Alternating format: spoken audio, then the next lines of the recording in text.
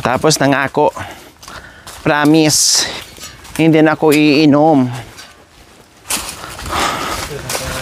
Last na yon.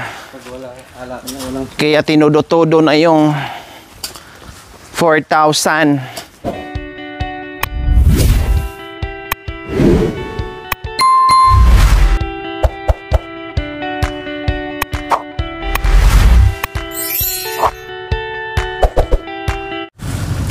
Good morning! Yes po mga kabayan, nandito tayo muli at kasama na natin yung ating karpintero na si Kuya Ted. Good morning, Kuya Ted! Yes po mga kabayan, kasi syempre po hindi natin maasahan talaga, marunong sila, yes, marunong magpukpok ng ng bahay at humawak ng martilyo. Pero syempre iba yung marunong kaysa sa mga kabayan, compare natin kay Kuya Ted, kahit papaano ay marunong sa lahat ng bagay. Baka mamaya kasi kung hayaan ko lang si Tatay Romy and si Kuya Bento tapos si Kuya Marvin, alam naman natin, baka mamaya mayroon na naman tayong maririnig, ako bahala. Tapos hindi sila minsan magkasundo mga kabayan. Yung isa ito ang gusto, yung isa ito din ang gusto, yung isa ito din ang gusto. So para isa lang ang masunod po mga kabayan, kaya sabi ko kailangan si Kuya Ted and then si Kuya Bento, si Tatay Romy and Kuya Marvin, pwede naman sila mag-helper. Kaya eto, may dala-dala tayong inidoro mga kabayan dahil mag-uumpisa na tayo sa CR ni Tatay Romy dahil maganda na ang panahon mga kabayan. Sana tuloy-tuloy hanggat matapos ang CR natin para walang delay po mga kabayan, no, na makisama sa atin yung yung araw ba, no, na hindi nauulan para hindi na tayo mabibitin sa mga project natin. Kasi after ng CR natin ay meron na naman tayong gagawin, no? Kaya Kuya Ted, habang mainit, no, habang maaraw pa ay asikasuhin na natin kaagad yung ating CR. Tapos syempre maraming salamat po Nanay Mia. Nagpaabot ng 30,000 kahapon na ang materialis namin nasa more or less ay 25,000 na po. So, naghugot ako doon kay Nanay Mia natin, naghugot ako doon kay Sarah QTV mga kabayan na 10,000, no, para madagdag pa natin sa iba nating expenses, no. So, titinan po natin mga kabayan kung paano natin pagkasyahin yung more or less 40,000 mga kabayan. Kaya maraming salamat, no?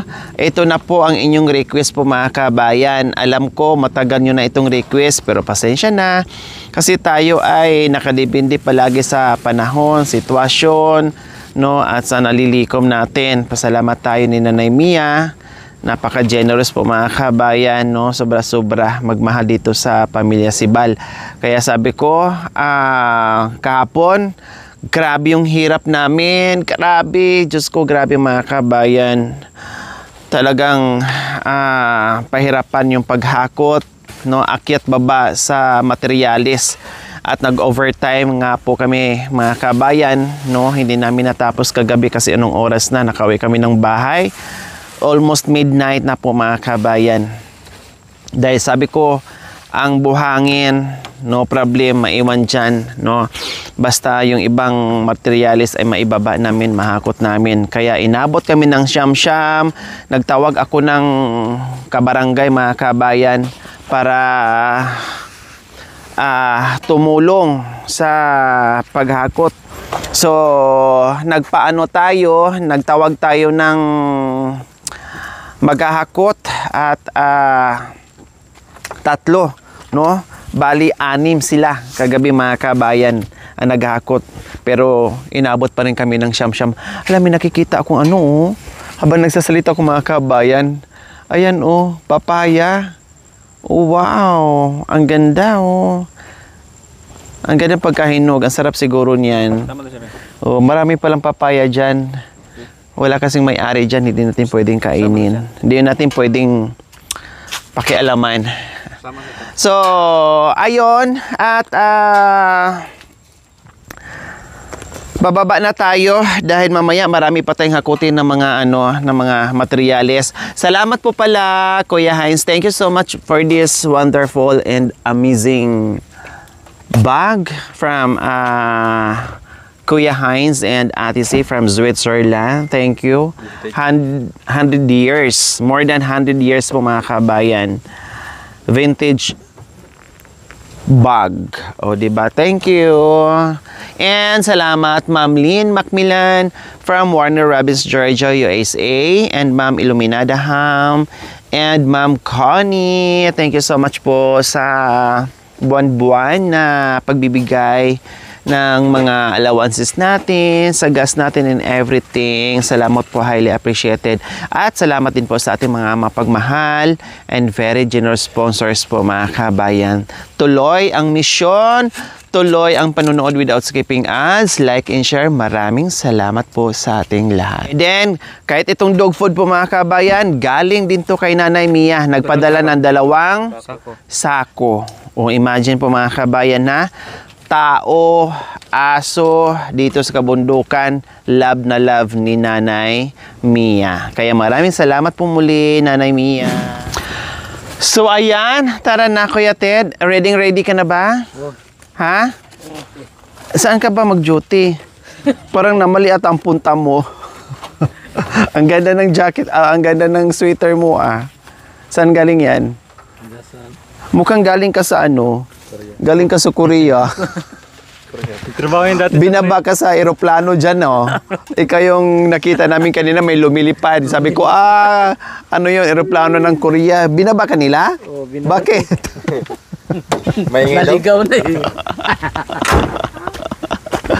Binaba, kaya pala may nakita kong parachute kanina, tinambog.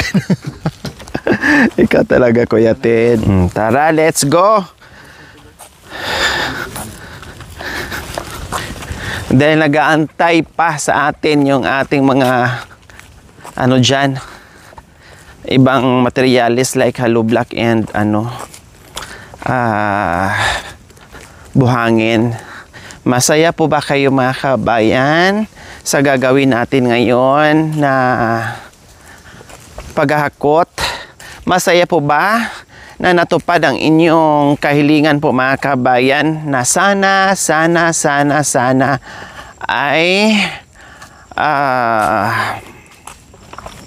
malagyan ng CR yung bahay ni Tatay Rome, no? So ito na nadiliman siya, natagalan man siya, pero at least magagawa din natin. Okay. Ayan parang naumpisahan na ata nila hakot mga kabayan. Nilagay lang nila siguro sa sa sako. So ayan. So ulitin ko po hindi po tayo pwede gumamit ng trolley at anong tawag nung isa? Yung trolley at saka karatilya.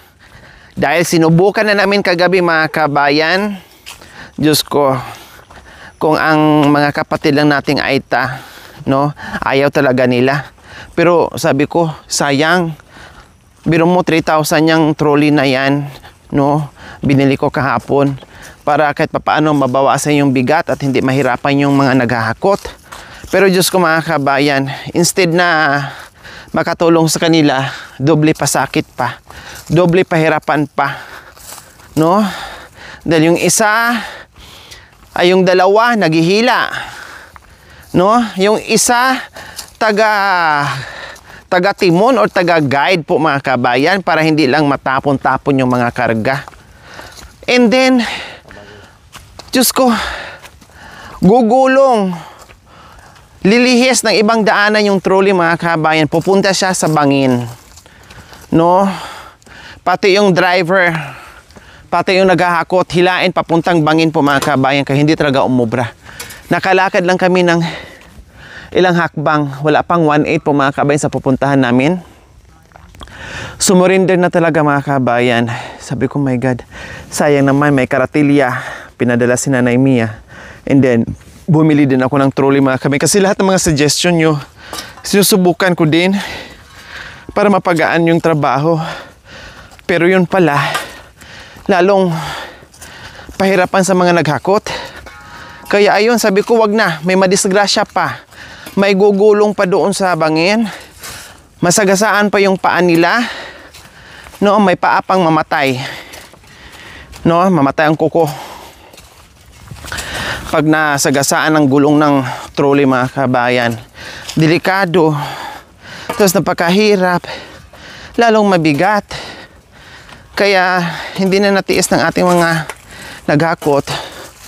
Hindi talaga namin kaya. Buhati na lang namin. Sabi ko, o sige. Kung ano yung feeling nyo na mapagaan at mapabilis, doon kayo. At least sinubukan natin. Nakita ng ating mga viewers at mga nagsuggest na hindi pala talaga pwede. Oh, yun, nabili natin trolley, itabi na lang yun. Pati yung mga karitilya. Kasi magamit yan kung patag. Pero pag ganito hindi. Kaya sabi ko hindi na ako bumili kasi hindi talaga pwede. Pero minsan makulit tayo. Hala, sige. Subukan natin.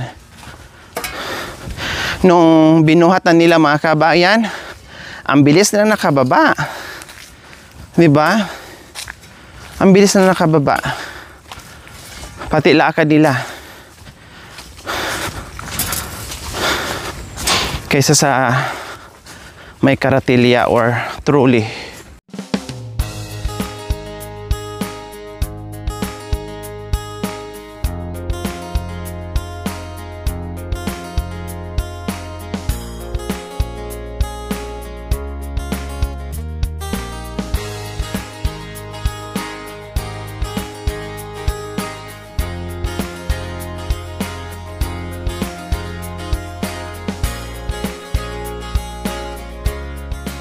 So ayan, nandyan na yung mga karpintero natin. At ito nga, ay hindi pa natin nabuhat. No? Kaya balikan na lang yan mamaya.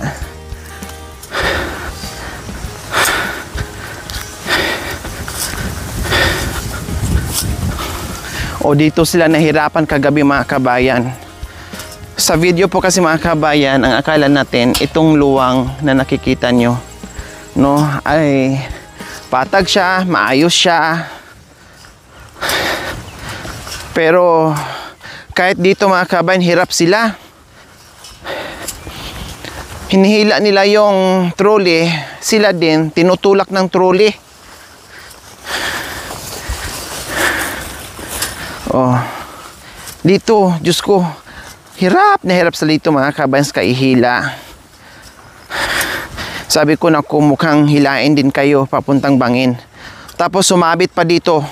Ito. Sumabit pa dito mga kabayan. Kamuntikan pang matamaan o masagasaan yung yung paa ni Kuya Seryo ba yun? O si Kuya Ing-Ing? No? Sabi ko, naku Kuya Ing-Ing, maung-ung ka talaga pag nagulungan yung paa mo. Kaya sabi ko, wag na. Hanggang dito lang sila, wala na. Hindi na umubra, hanggang dito na lang. Oh. 'Di ba? Malayo pa sa katotohanan makarating sa bahay ni Tatay Romy. Hindi kinaya. Kaya sabi ko, no. Bahala kayo, sige. Huwag niyong ipilit kung di kaya. Buhatin niyo 'yan. Kaya ayun, binuhat po nila.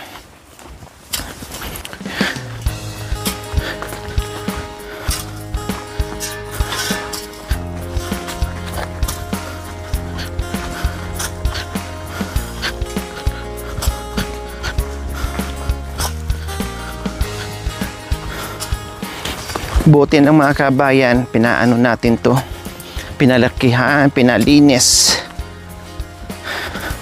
para sa mga nagbubuhat ng mga materialis ay hindi dagdag pahirap po mga kabayan.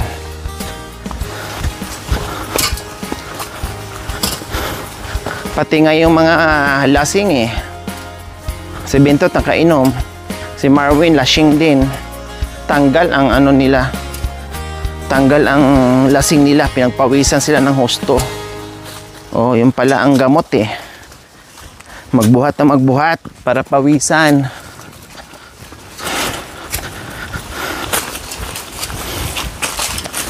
Tapos nangako, promise, hindi na ako iinom. Last na yon. Kaya tinudo-todo na yung 4,000. Oh, yung 4,000 nabawasan lang ng 1,500. So, magkano natira? 2,500. So, ang 2,500, 2 araw, busy sa pag-iinom kasi nahiya daw ni Kagawad. Dito siya, tinawag ko kahapon, lasing, hindi umuwi kagad. Ha? Dyan siguro siya natulog. Hindi na nakauwi ng bahay kasi takot daw siya baka mapagalitan ko. Hindi di kita pagalitan. Bilhan pa kita ng isang kahon na gin. Bakit pagalitan kita?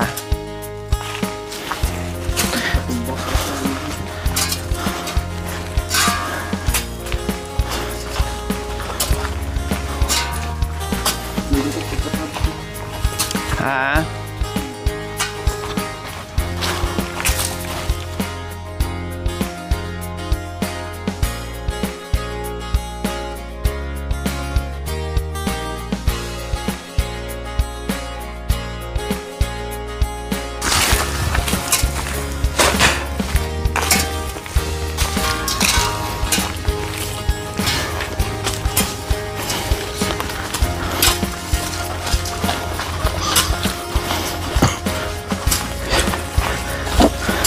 Ito lang ang problema mga kabayan.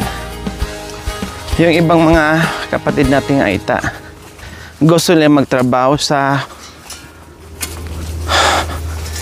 yung maulan, ganyan sila. Pero pag mainit po mga kabayan, mamblema sila kasi mainit din. No, lalong kang hingaling kaagad dahil sa sa araw, sa init. Kaya napapansin nyo pag nagtatrabaho sila, no, kahit umuulan, halasigi, pero delikado din yun siyempre, di ba? Pag mainit, okay lang, magpahinga ka lang naman.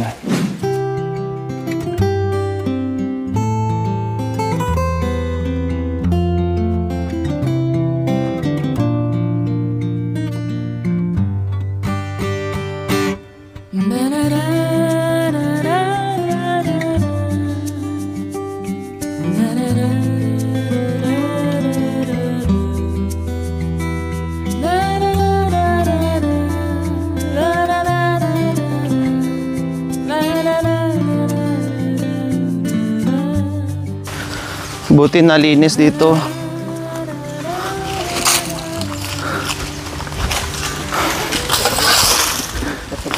Oo, nagpalinis din si ni Kuya Michael.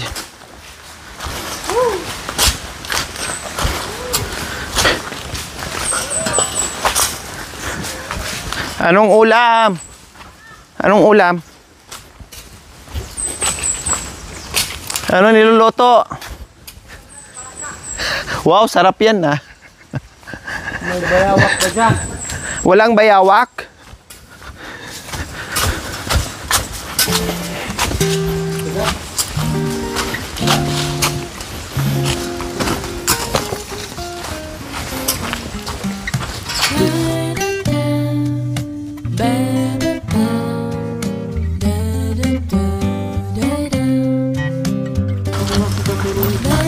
Nandito. Ay! Nandito ka pala. Very good. Ala, anong nangyari sa tainga mo? Bakit dumugo yan? Anong nangyari sa tainga? Ay, thank you Lord. Dumating na tayo. Oh. So si Tatay Ronnie nandoon.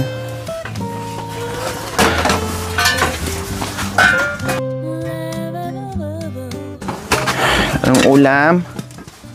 Ito yung kagabi. Hindi pa naubos. Ano ito? Gulay. Gulay.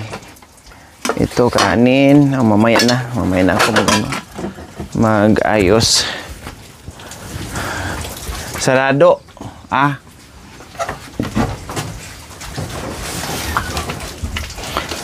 Hello? Good morning?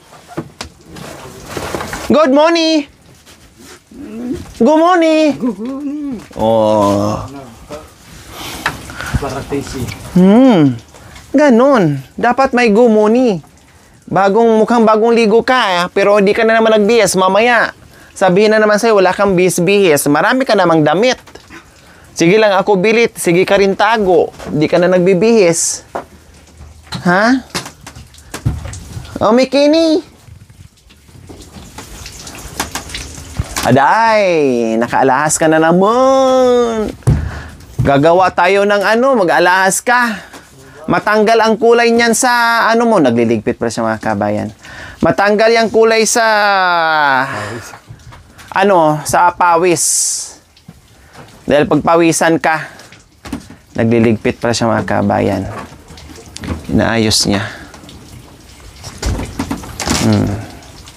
Pero bagong bihis at bagong ligo, naamoy ko. Yun nga lang, yung damit niya, kung ano yung nakalabas, yun lang talaga ang palitan niya mga kabayan kahit marami siyang damit. Yung mga nakasako-sako niya, nandyan yung mga damit na naman niya. Yung iba nandyan. Oh.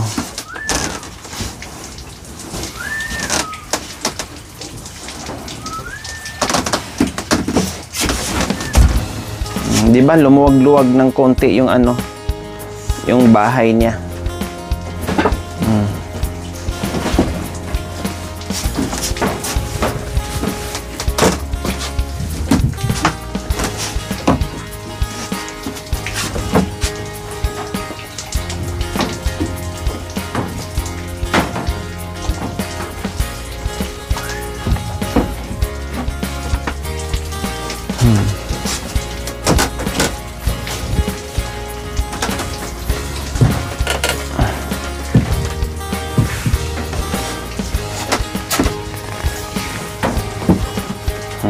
Walis.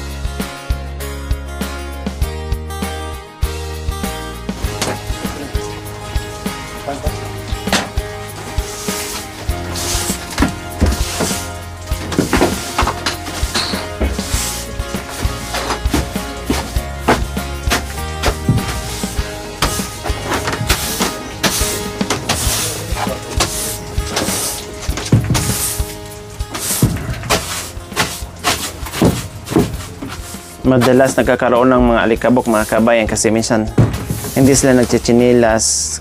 May chinilas naman, may buta naman, may sapatos, kompleto, ricados. Kumbaga yung nakasanayan nila ba. Kaya madalas naghahakot ng alikabok sa loob ng bahay nila.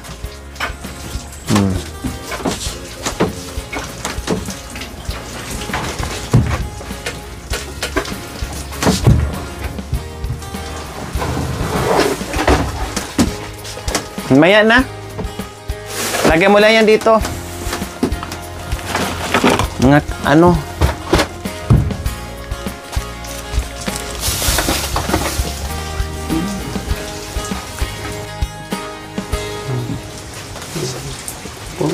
Ha?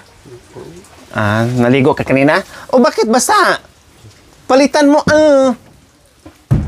magkasakit ka.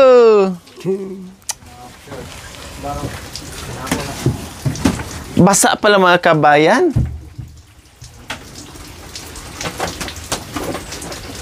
Ay, Diyos ko. Buti na nakapako.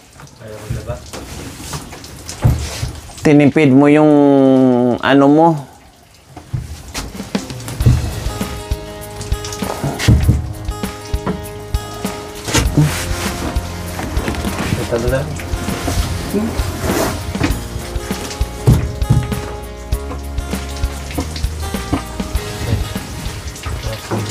Wala, maghahanap ng sando. Kung saan na naman yan nailagay yung sando.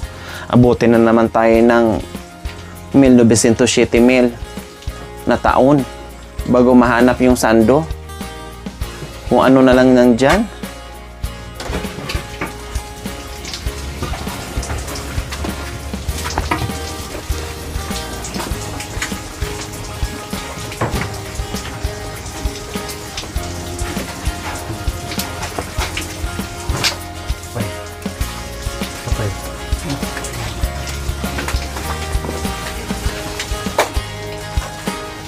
Kano!